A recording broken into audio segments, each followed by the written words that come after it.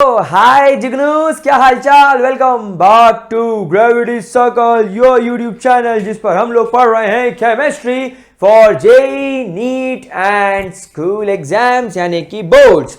तो गाइज हम लोगों का आज ये आखिरी लेक्चर होने वाला है स्ट्रक्चर ऑफ एटम का। आज हमारा स्ट्रक्चर ऑफ एटम कंप्लीट हो जाएगा। फिर हम लोग एक लेक्चर में क्वेश्चंस करेंगे। नो डाउट क्वेश्चंस करना बहुत जरूरी है, जेई नीट लेवल के क्वेश्चंस करेंगे। और जो मेरा थ्योरी वाला टॉपिक चल रहा है इससे आप लोगों का स्कूल एग्जाम इजीली सॉर्ट हो जाएगा। तो गाइज हम लोगों ने पिछले लेक्चर में ऑर्बिटल्स के शेप्स की बात कर ली थी, नोड्स की बात कर ली थी। आज हम लोग गाइज स्टार्ट करने वाले हैं एक नया topic that is called as energy of orbital and energy level diagram. Energy of orbitals, तो हेडिंग डाल लेंगे हम लोग आज नया टॉपिक दैट इज एनर्जी या energies of orbitals, energies of orbitals and energy level diagram, and energy level diagram, energy of orbital and energy level diagram. Now guys क्या होता है इसके अंदर, ध्यान से इस बात को समझने की कोशिश करेंगे। देखिए सबसे पहले हम लोग ये जो चीज स्टडी करेंगे ये हम स्टडी करेंगे फॉर हाइड्रोजन एटम। किसके लिए स्टडी कर रहे हैं हम लोग इसको? टिपिकली हम लोग इसको हाइड्रोजन एटम के लिए स्टडी कर रहे हैं। We are studying it for hydrogen atom. हम इसको किसके लिए स्टडी कर रहे हैं? हाइड्रोजन एटम के लिए स्टडी कर रहे हैं। देखिए अब हाइड्रोजन एटम में क्या होता है, हम लोग सब जानते हैं कि हाइड्रोजन एटम के अंदर एटॉमिक नंबर 1 होने की वजह से इसके अंदर केवल एक ही इलेक्ट्रॉन मौजूद होता है, केवल एक ही इलेक्ट्रॉन मौजूद होता है। तो गाइस यहां पर क्या होता है, इसका जो न्यूक्लियस होता है आप लोग सब जानते हो, हाइड्रोजन एटम के न्यूक्लियस के अंदर वी ऑल नो कि इसके अंदर केवल और केवल एक ही प्रोटॉन मौजूद होता है। हाइड्रोजन के न्यूक्लियस के अंदर केवल और केवल एक ही प्रोटॉन मौजूद होता है, केवल और केवल एक ही प्रोटॉन मौजूद होता है। ठीक है, अब इसके आसपास आप देख रहे हो कि फर्स्ट शेल में यहां पर कहीं पर एक इलेक्ट्रॉन घूम रहा है। तो यहां पर हाइड्रोजन के केस में सिंपल सा लॉजिक है, इस एक इलेक्ट्रॉन को न्यूक्लियस में मौजूद ये एक प्रोटॉन अपनी ओर अट्रैक्ट कर रहा है। कोई परेशानी? एक इलेक्ट्रॉन को एक प्रोटॉन अपनी ओर अट्रैक्ट कर रहा है। अब जब आप इस इलेक्ट्रॉन को बाहर से एनर्जी सप्लाई करेंगे, ये इलेक्ट्रॉन एक्साइट होकर सेकेंड शेल में पहुंच जाएगा।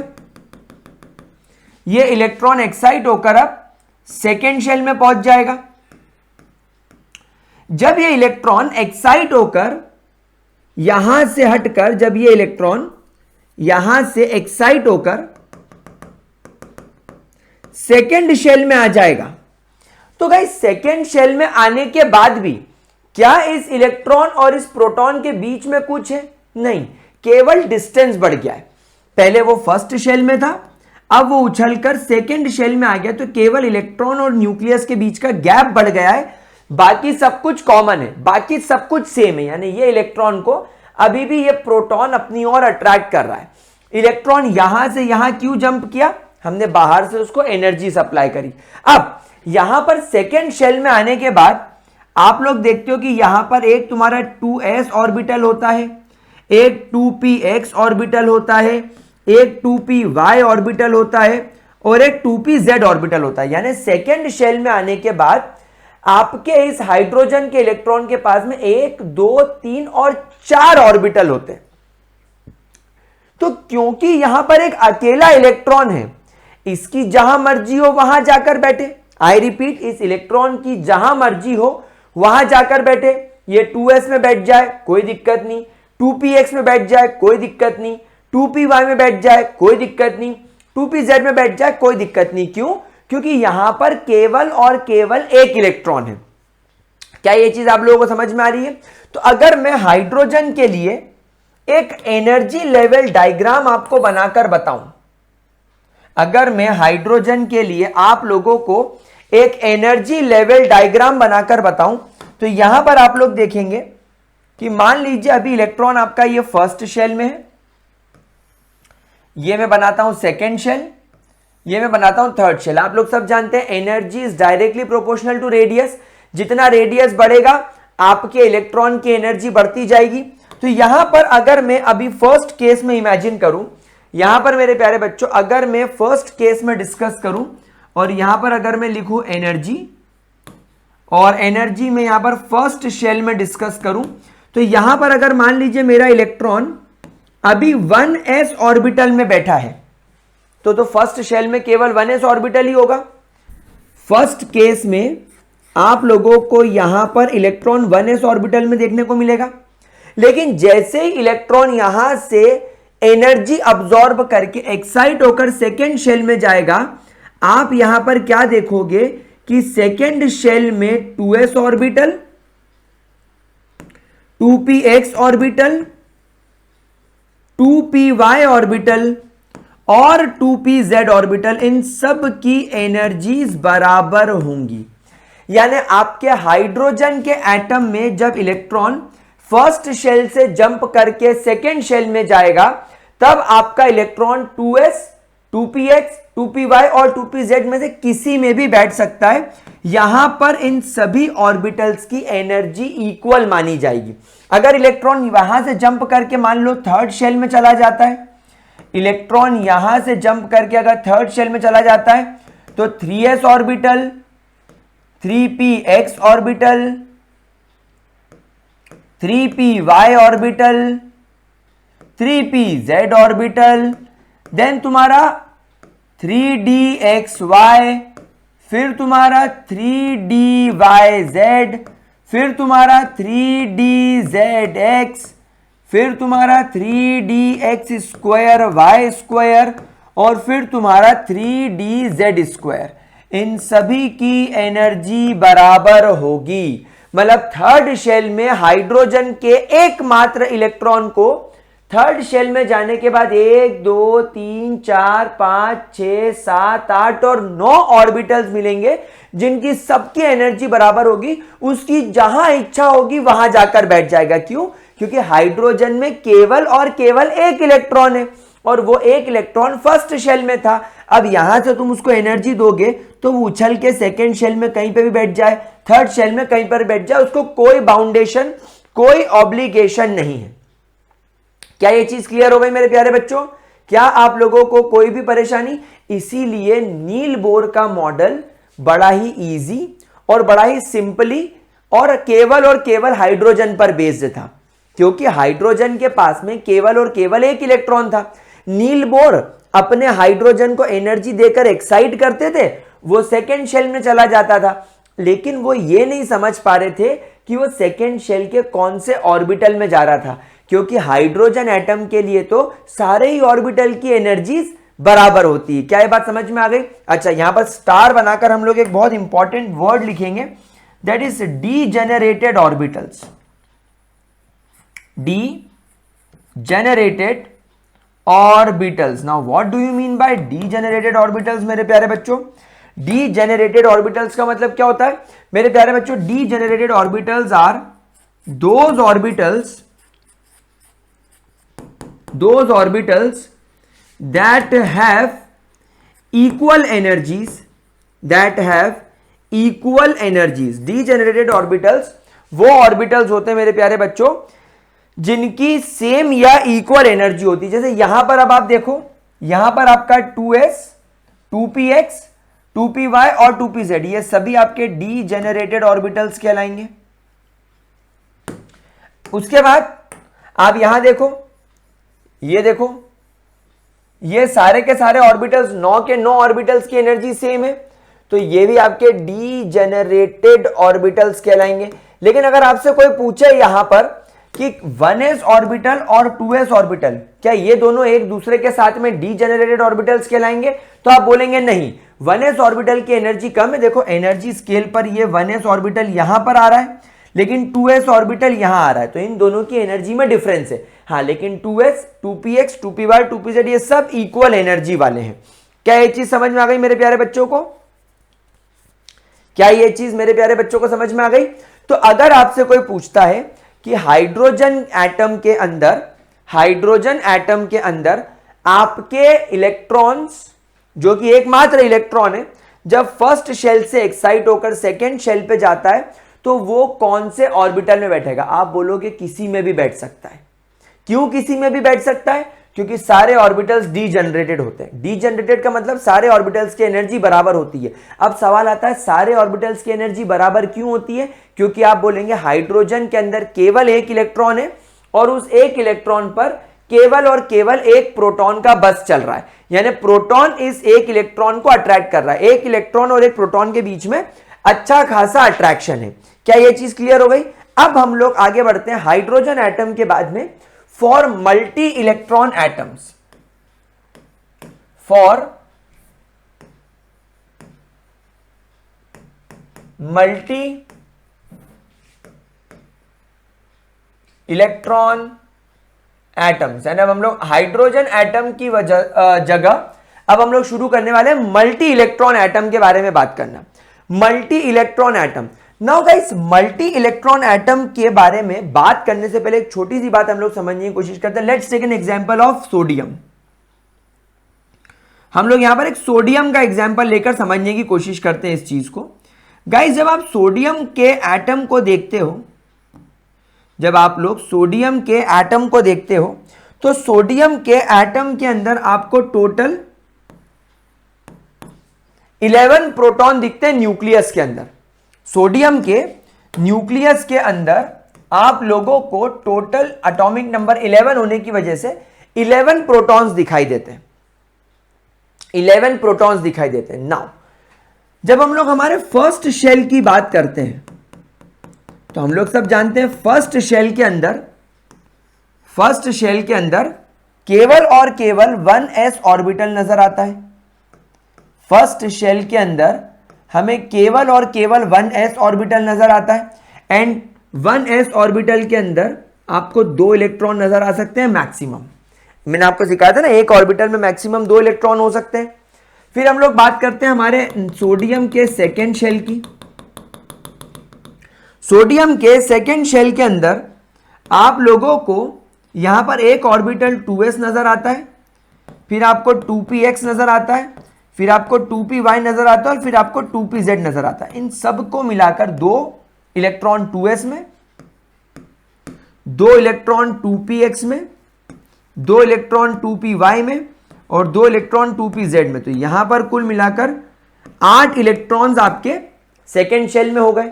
मतलब यहां पर आपको सेकेंड शेल के अंदर 1 2 3 4 5 6 7 और 8 इलेक्ट्रॉन्स घूमते हुए नजर आ रहे हैं। और फिर आपको आपके थर्ड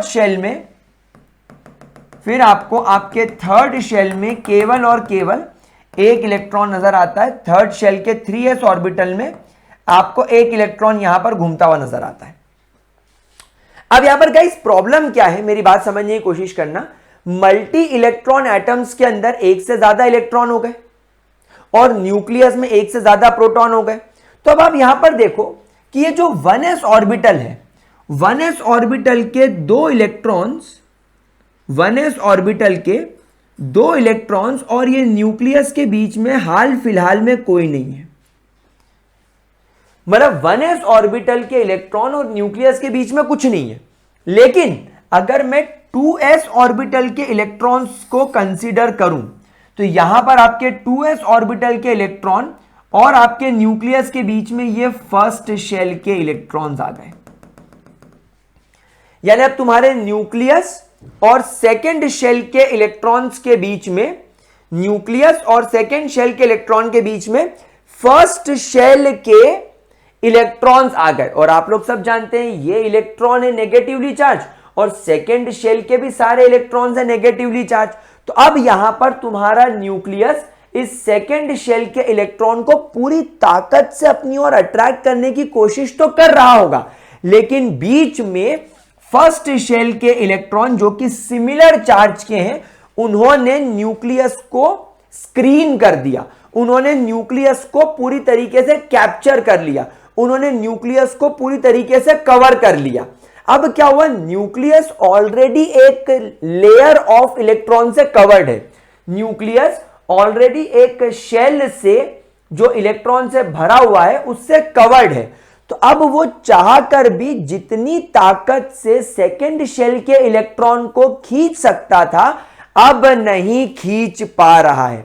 मतलब यहां वाले केस में क्या हो गया, अगर मैं यहां पर लिखूं Z, Z is the nuclear charge, Z को अगर यहां पर मैं किससे डिनोट करूं, अगर मैं यहां पर Z को डिनोट करूं by the nuclear charge, by the nuclear charge, तो गाइज यहां पर इस न्यूक्लियस को सेकेंड शेल के इलेक्ट्रॉन को अपनी ओर खींचने के लिए पूरी ताकत लगानी पड़ेगी, लेकिन फर्स्ट शेल के इलेक्ट्रॉन ने इसको कवर कर लिया, तो Z में से मुझे सिग्मा माइनस करना पड़ेगा। And guys this is called as screening constant.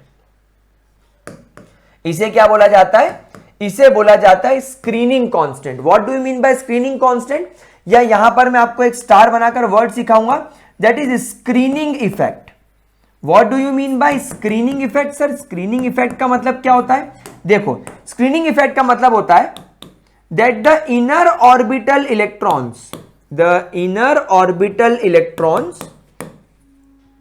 shields or we can say covers the nucleus and therefore nucleus will not be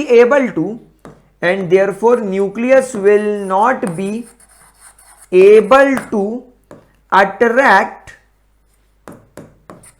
the outer orbital electron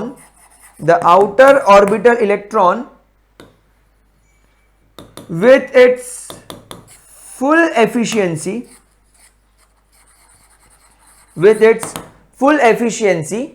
and this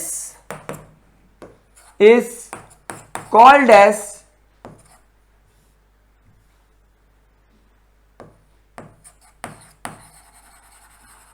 screening effect.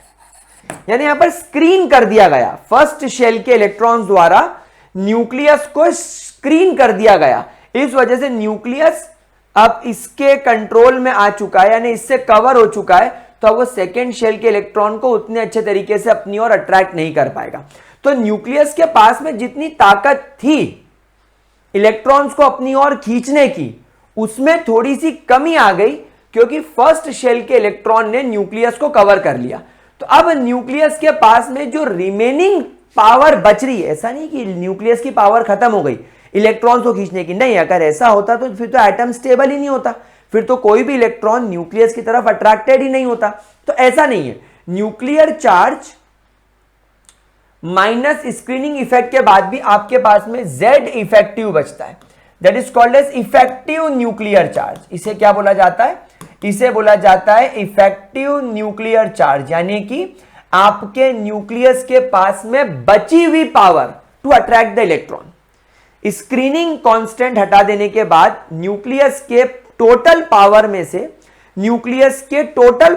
से screening constant को हटा देने के बाद जो remaining power बचती है उसे बोला जाता है effective nuclear charge. Effective nuclear charge is the power of the nucleus to attract the outer shell electron. Outer shell electrons को अपनी ओर अट्रैक्ट करने की ताकत को इफेक्टिव न्यूक्लियर चार्ज बोला जाता है। क्यों? क्योंकि आउटर इलेक्ट्रॉन्स को और न्यूक्लियस को बीच में मौजूद शेल के इलेक्ट्रॉन्स का एक अपोजिशन फील होता है। यहां पर आपको यह बात समझ में आ रही है? That is called as screening effect. क्या यहां तक सब कुछ क्लियर हो गया? अच्छा, अभी जो स्क्रीनिंग इफेक्ट होता है यह डिपेंड करता है शेप ऑफ ऑर्बिटल पे। ये जो आपका स्क्रीनिंग इफेक्ट होता है, screening effect is basically depends on the shape of orbital, यानी कौन सा ऑर्बिटल यहां पर स्क्रीनिंग करने में मदद कर रहा है। देखो, सबसे ज्यादा जो स्क्रीनिंग इफेक्ट शो करता है वो करता है एस ऑर्बिटल। एस ऑर्बिटल का स्क्रीनिंग इफेक्ट सबसे ज्यादा होता है। क्यों? क्योंकि s ऑर्बिटल का शेप स्फेरिकल होता है, s ऑर्बिटल का शेप स्फेरिकल होता है। तो आप खुद इस बात को समझिए कि अगर आपके पास में एक न्यूक्लियस है जो खुद भी एक स्फेरिकल बॉडी है, अगर उसे एक स्फेरिकल शेप वाला ऑर्बिटल कवर कर ले, तो आप खुद ही समझ जाओ कि न्यूक्लियस तो पूरी तरीके से 100% इससे कवर हो गया। मतलब s ऑर्बिटल और s ऑर्बिटल में मौजूद इलेक्ट्रॉन न्यूक्लियस को स्फेरिकल तरीके से कवर करेंगे, यानी न्यूक्लियस के चारों ओर से न्यूक्लियस को दबा के रखेंगे, चारों ओर से न्यूक्लियस को कवर कर लेंगे। इसलिए स्क्रीनिंग इफेक्ट s ऑर्बिटल के इलेक्ट्रॉन्स द्वारा मैक्सिमम शो किया जाता है। उसके बाद में p ऑर्बिटल, क्योंकि p ऑर्बिटल का थोड़ा कम क्यों हो गया, क्योंकि p ऑर्बिटल का शेप थोड़ा डंबल शेप हो गया, और डंबल शेप होने की वजह से ये तुम्हारा न्यूक्लियस, अब ये न्यूक्लियस से एक डंबल ऊपर दिख रहा है, एक डंबल इधर दिख रहा है, एक डंबल इधर दिख रहा है, एक डंबल इधर दिख रहा है, एक डंबल ऐसा आगे की ओर नजर आ रहा है, एक डंबल ऐसा पीछे की ओर नजर आ रहा है। फिर भी आप देखो यहां पर साइड में थोड़ी थोड़ी खाली स्पेस है। तो अब ये जो p ऑर्बिटल है, इसके इलेक्ट्रॉन न्यूक्लियस को चारों तरफ से कवर नहीं कर रहे हैं, एक लोब ऊपर, एक लोब नीचे, एक लोब लेफ्ट में, एक लोब राइट में, एक लोब आगे, एक लोब पीछे। उसके बावजूद कुछ कुछ जगह पर न्यूक्लियस एक्सपोज्ड नजर आ रहा है। तो p ऑर्बिटल का स्क्रीनिंग इफेक्ट, यानी p ऑर्बिटल का न्यूक्लियस पर स्क्रीनिंग इफेक्ट, न्यूक्लियस को कवर करने की ताकत s ऑर्बिटल से कम होगी, क्योंकि s ऑर्बिटल पूरा स्फेरिकल है। इमेजिन करो फुटबॉल के अंदर एक ब्लैडर होता है, ब्लैडर पिंक या ऑरेंज कलर का, एकदम रबर का सॉफ्ट सा, जिसमें हम हवा भरते हैं, और उस ब्लैडर को एक फुटबॉल के कवर से कवर करते हैं। जो व्हाइट और ब्लैक कलर का फुटबॉल जो आप मार्केट से खरीद के लाते हो, जब वो आप देखते हो तो उसके अंदर एक ब्लैडर होता है जिसमें हवा भरी जाती है, ट्यूब जैसा, ट्यूब। फुटबॉल के अंदर एक ट्यूब होता था, क्या आपको फुटबॉल का ट्यूब नजर आता है? नहीं, उसको तो फुटबॉल के कवर ने, फुटबॉल के कोर्ट ने ऊपर से कवर कर लिया। ठीक उसी प्रकार तुम्हारा न्यूक्लियस फुटबॉल का ट्यूब है और फुटबॉल का कवर s ऑर्बिटल है। तो s ऑर्बिटल ने न्यूक्लियस को कैसे कवर करा कि न्यूक्लियस दिखना ही बंद हो गया। समझ में आ रही बात आप लोगों को? फिर s ऑर्बिटल, फिर उसके बाद में आपके d ऑर्बिटल की बात करी जाएगी, क्योंकि d ऑर्बिटल का शेप डिस्क्रीट है, और फिर बात करी जाएगी f ऑर्बिटल, यानी f ऑर्बिटल का स्क्रीनिंग इफेक्ट आपके न्यूक्लियस और आउटर शेल इलेक्ट्रॉन्स के बीच में नेग्लिजिबल होता है। यानी अगर कोई दो लोग जो न्यूक्लियस पर सबसे ज्यादा अपने आप का वो कब्जा मानते हैं, वो s और p ऑर्बिटल। इमेजिन करो घर में 4 बच्चे हैं, इमेजिन करो घर में 4 बच्चे, जो पहला बच्चा हुआ वो पहला बच्चा था, उससे सबको बहुत प्यार था, तो घर वालों ने उसको स्कूल कोचिंग कहीं नहीं भेजा, केवल और केवल घर में रखा। दूसरा बच्चा हुआ, उसको उन्होंने बस स्कूल भेजा। तीसरा बच्चा हुआ, उसको उन्होंने स्कूल भेजा, स्कूल से आने के बाद उसको कोचिंग भेजा, और चौथे बच्चे को तो उन्होंने पैदा होते बोर्डिंग स्कूल में डाल दिया। अब घर में रेनोवेशन होना है, अब नया घर बनना है, इमेजिन करो। तो नया घर जब बनेगा तो नए घर में कौन सी चीज कहां होगी, कैसी लाइट लगेगी, कैसी टाइल्स लगेगी, कैसे कमरे बनेंगे, कैसा किचन होगा, कैसे सोफे होंगे, कैसा पार्किंग होगा, ये सब में सबसे ज्यादा इंटरेस्ट कौन लेगा? वो जो कभी घर के बाहर ही नहीं गया, उसका तो जीवन ही घर है, तो उसको तो घर के अंदर ही रहना है। तो सबसे ज्यादा घर पे चलेगी किसकी? इसकी। और सबसे कम किसकी चलेगी? वो जो हॉस्टल में पड़ा है, बोलेगा मेरे को क्या घंटा फर्क पड़ता है, जो तुमको घर बनाना हो बनाओ, मैं तो वैसे भी गर्मी की छुट्टियों में, दिवाली की छुट्टी पे आता हूँ, कहीं पे भी रह लूंगा, सोफे पे सुला लोगे वहीं सो लूंगा, मेरी तो लाइफ बाहर है। थोड़ा मॉडरेट फर्क किसको पड़ेगा? डी ऑर्बिटल को, क्योंकि ये घर में केवल सोने और खाने आता है। उठा, स्कूल चला गया, आया, खाना खाया, ट्यूशन चला गया, फिर रात में आया, खाना खाया, पढ़ के सो गया। घर में ज्यादा इंटरेस्ट इसको भी नहीं है, लेकिन इसको तो लीस्ट इंटरेस्ट है, इसको थोड़ा बहुत है, क्योंकि स्कूल से आने के बाद ये आधा टाइम घर में बिताता है, आधा टाइम ये घर में बिताता है। तो सबसे ज्यादा कंट्रीब्यूशन इसका होगा, फिर इसका, फिर इसका और फिर इसका।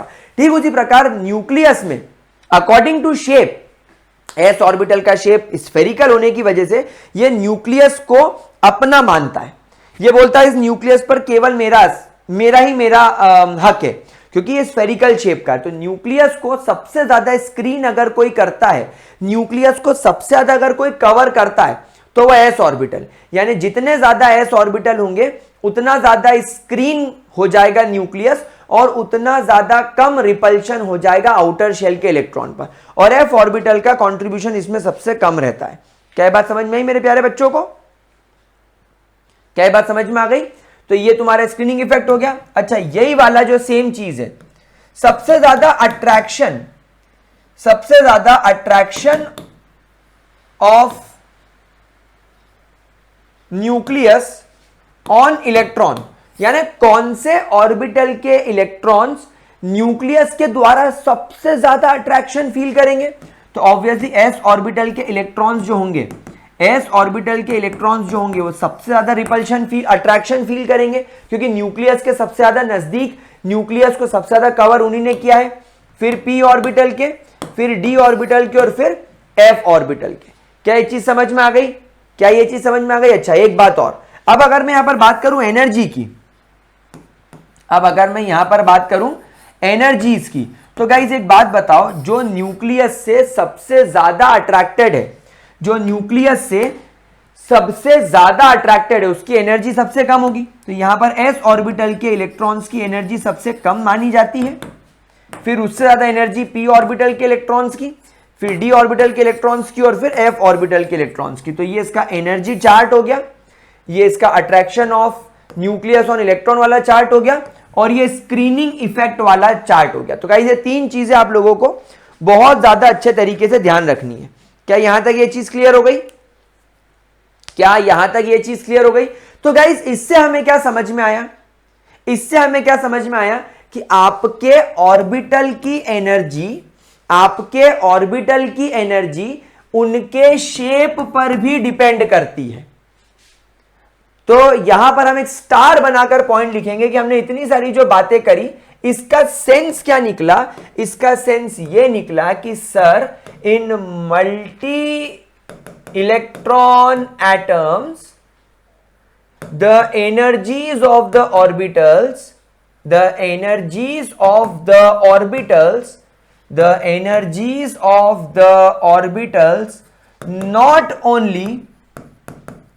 not only depends upon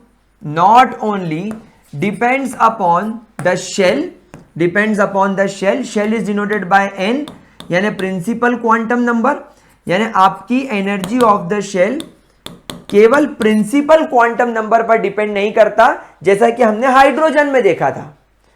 hydrogen के अंदर आपके प्रिंसिपल क्वांटम नंबर 1 यानी फर्स्ट शेल के ऑर्बिटल की एनर्जी कम थी। जब आप सेकेंड शेल पर गए, जब प्रिंसिपल क्वांटम नंबर 1 से 2 हो गया, तो इसके ऑर्बिटल्स की एनर्जी बढ़ गई। फिर जब तुम्हारा प्रिंसिपल क्वांटम नंबर 2 से 3 हो गया ना, जब हम लोग थर्ड शेल पर चले गए, तो इसकी एनर्जी फिर 2px, 2py, 2pz और 2s से बढ़ गई। 3px, 3py, 3pz, 3dxy, 3dyz, 3dzx, 3dx square Y square और 3dz स्क्वायर। तो इस तरीके से शेल बाय शेल एनर्जी बढ़ रही थी। अगर आप सेम शेल पर हो, यानी अगर आप थर्ड शेल पर हो, तो फिर आपके सारे ऑर्बिटल्स की एनर्जी बराबर होगी। लेकिन जैसे जैसे शेल बढ़ेगा, एनर्जी बढ़ेगी। यानी हाइड्रोजन एटम में केवल प्रिंसिपल क्वांटम नंबर डिसाइड करेगा ऑर्बिटल की एनर्जी। जितना ज्यादा प्रिंसिपल क्वांटम नंबर, उतनी ज्यादा एनर्जी। लेकिन यहां वाले केस में ऐसा नहीं हो रहा है। यहां वाले केस में प्रिंसिपल क्वांटम नंबर डिसाइड नहीं कर रहा है energy, but also depends not only on the shell but also on the shape of the orbital, and guys orbital का shape is decided by L यानी अजीमुथल क्वांटम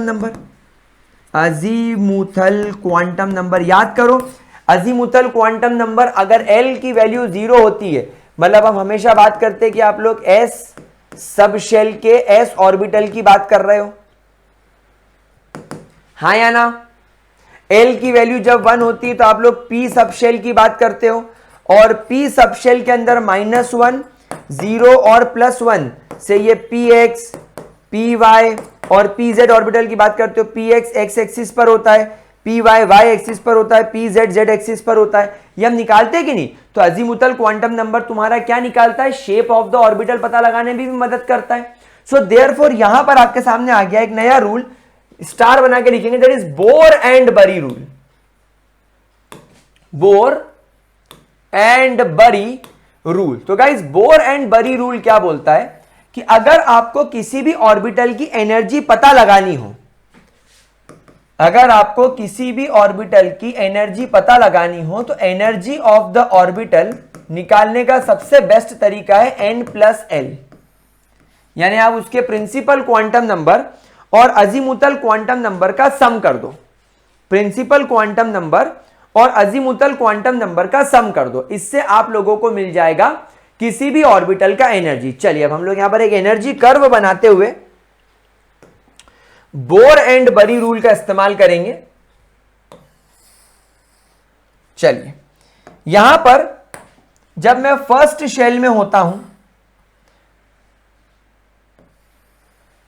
सेकेंड शेल, चलिए तो यहां पर जब मेरा इलेक्ट्रॉन 1s ऑर्बिटल में होता है, यानी फर्स्ट शेल के 1s ऑर्बिटल में होता है, तो आप बताइए इसके लिए n की वैल्यू क्या होगी और l की वैल्यू क्या होगी? भाई 1s ऑर्बिटल में 1 क्या शो करता है? प्रिंसिपल क्वांटम नंबर, तो इसके n की वैल्यू 1 हो गई। और s ऑर्बिटल के लिए अजीमुथल क्वांटम नंबर हमेशा 0 होता है, ये मैंने सिखाया, तो इसके n+l की वैल्यू हो गई 1। यानी जब आपका एनर्जी, ये हमारा एनर्जी कर्व है, यहां पर हम लोग अभी हम लोग फर्स्ट शेल में है, तो ये हो गया मेरे 1s ऑर्बिटल की एनर्जी। अब हम लोग चलते हैं हमारे 2s ऑर्बिटल में। अब guys according to Bohr and Bury rule, अगर हम 2s ऑर्बिटल में n+l रूल लगाएं तो इसके लिए n की वैल्यू हो गई 2, लेकिन s ऑर्बिटल के लिए अजीमुथल की वैल्यू हमेशा 0 होती है, तो ये हो गया 2। यानी क्लियरली दिख रहा है कि जब आप लोग सेकेंड शेल पर आओगे तो सेकेंड शेल में 2s की एनर्जी 1s से ज्यादा होगी।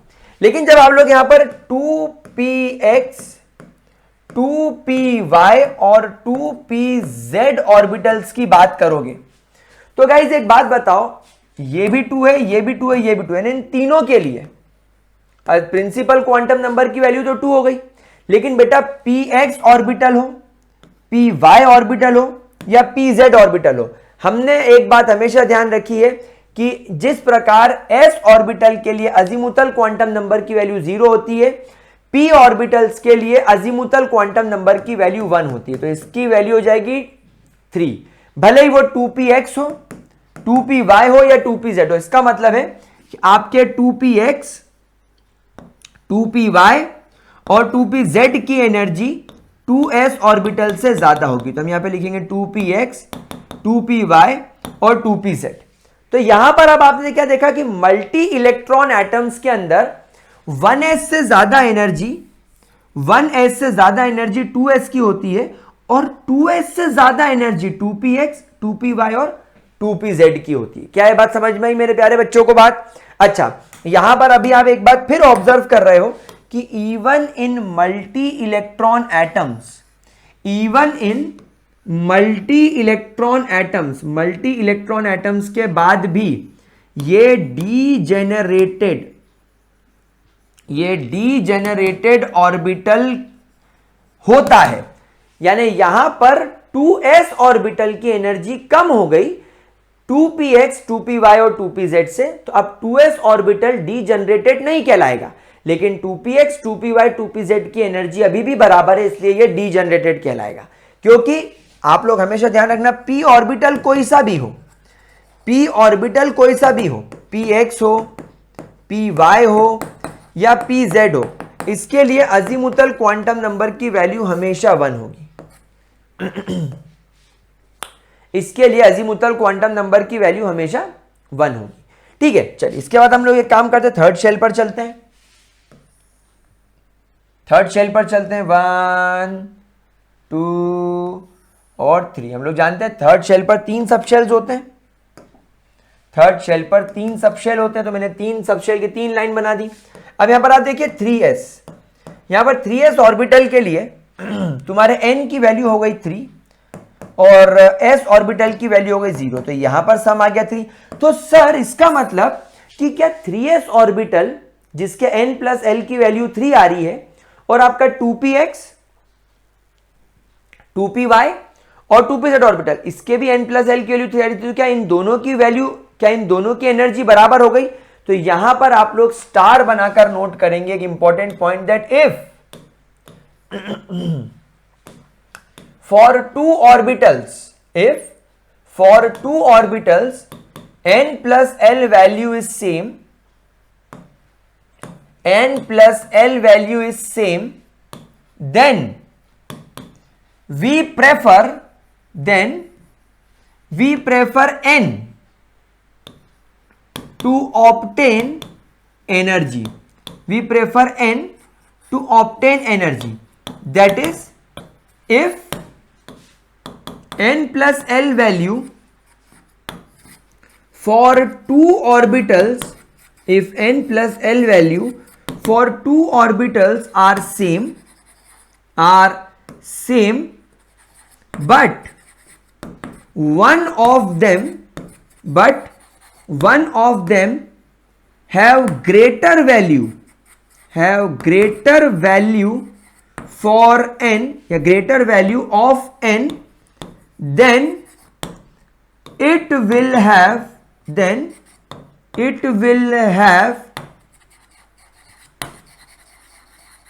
more energy.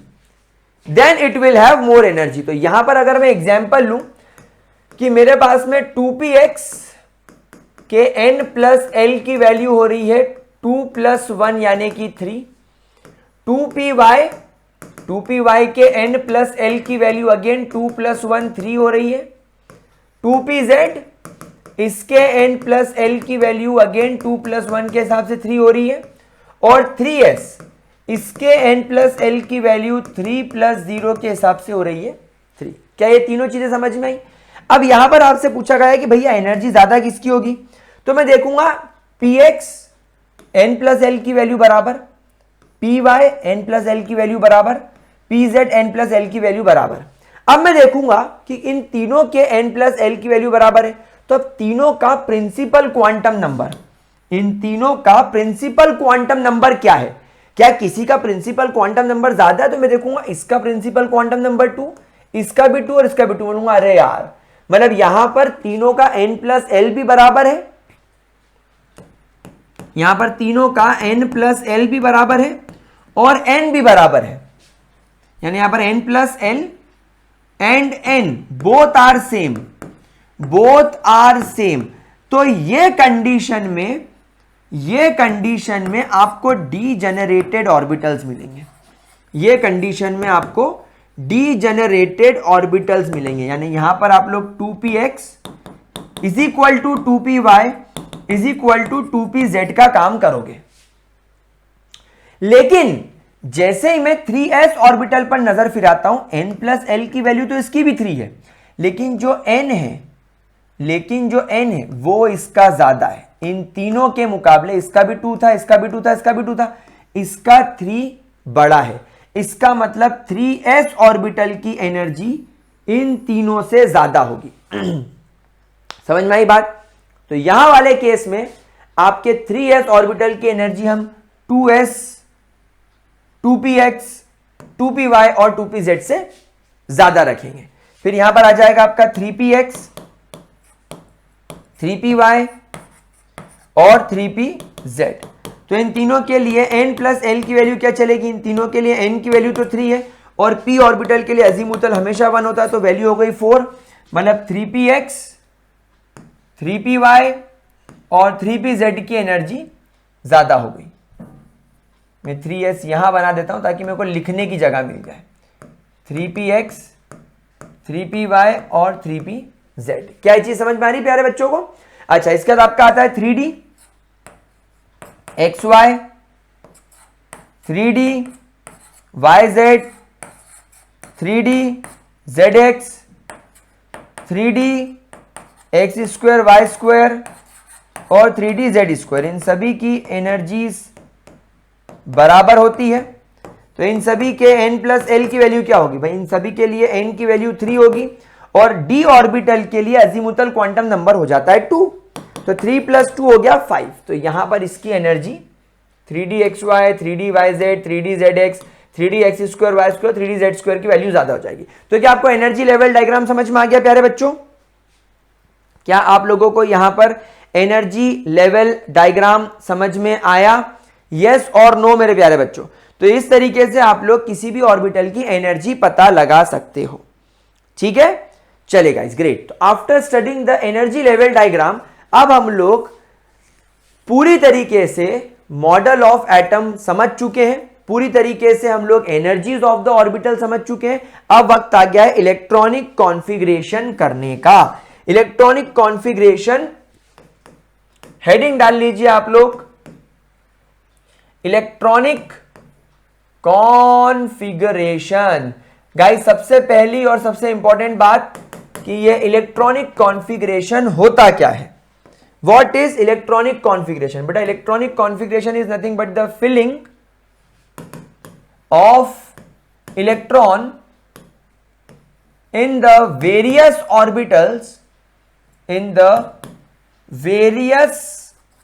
orbitals of atom।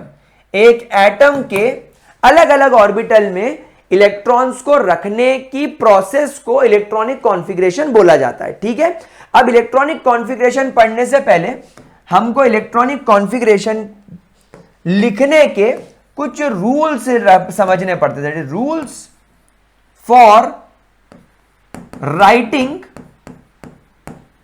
The electronic configuration. Electronic configuration लिखने के हम लोग कुछ रूल्स की यहां पर बात करेंगे। गाइस सबसे पहला रूल मैं आपको पढ़ाने वाला हूं, that is Aufbau principal.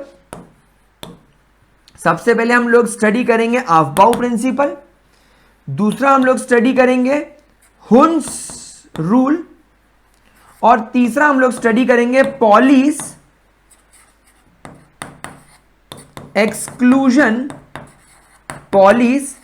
Exclusion principle. हम लोग यहां पर ये तीन चीजों के बारे में स्टडी करने वाले हैं। एक एक करके हम तीनों रूल्स को यहां पर पढ़ना शुरू करते हैं।